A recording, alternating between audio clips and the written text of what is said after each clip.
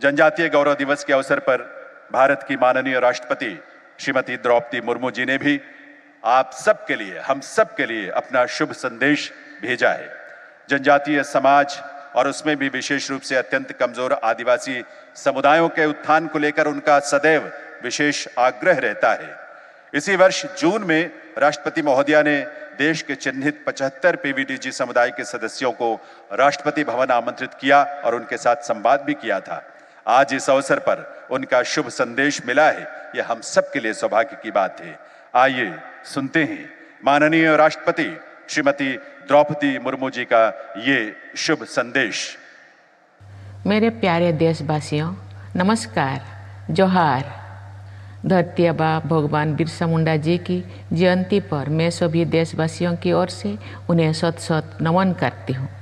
पिछले वर्ष मुझे भगवान बिरसा मुंडा के गांव उलिहातू में जाने और उनकी प्रतिमा को पुष्पांजलि अर्पित करने का सौभाग्य मिला था। उस तीर्थ यात्रा की स्मृतियाँ मेरी मानस पटल पर सदैव अंकित रहेगी। भगवान बिरसा मुंडा हमारे स्वाधीनता संग्राम के प्रमुख सेनानी, समाज सुधारक और जनजातीय अधिकारों के लिए संघर्ष करने वाले अद्वितीय महानायक थे।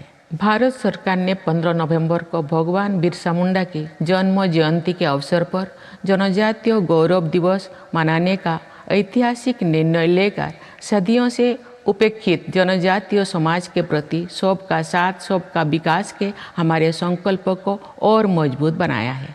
आज का ये दिन जनजातीय लोगों के सामाजिक आर्थिक विकास के प्रयासों को आगे बढ़ाने का भी एक सुअवसर है। मेरा जनजातीय समुदाय से विशेष लगाव है क्योंकि मैं खुद भी इसी समाज की बेटी हूँ। इस समाज के कष्टों और विषमताओं को मैंने करीब से देखा है और उसे जिया भी है। मुझे कई वर्षों तक ओडिशा, झारखंड और देश के अलग अलग स्थानों पर जनजातीय समुदाय की सेवा करने का अवसर मिला है। मैं जब झारखंड में राज्यपाल थी तब भी और अब राष्ट्रपति भवन में भी मुझे समय समय पर अपने जनजातीय भाई बहनों से संवाद का अवसर मिलता रहा है। देश अमृत काल से गुजर रहा है। समावेशी विकास हमारा लक्ष्य है। जनजातीय गौरव दिवस का ये पर्व समावेशी विकास का उत्सव है। मुझे विश्वास है कि जनजातीय समाज में भी विशेष सहायता योग्य समुदायों के हित में आज शुरू किया गया पीएम जनमन अर्थात पीएम जनजातीय आदिवासी न्याय महाअभियान विकसित भारत के संकल्प को सिद्ध करने में महत्वपूर्ण योगदान देगा।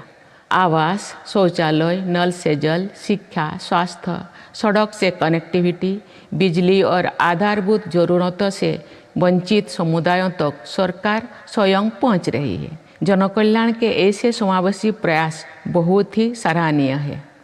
मैं आशा करती हूं कि 24,000 करोड़ रुपया की राशि से शुरू किया जा रहा पीएम जनमन, पीएम जनजातीय आदिवासी न्याय महाअभियान भारत की समावेशी प्रगति में मील का पत्थर साबित होगा।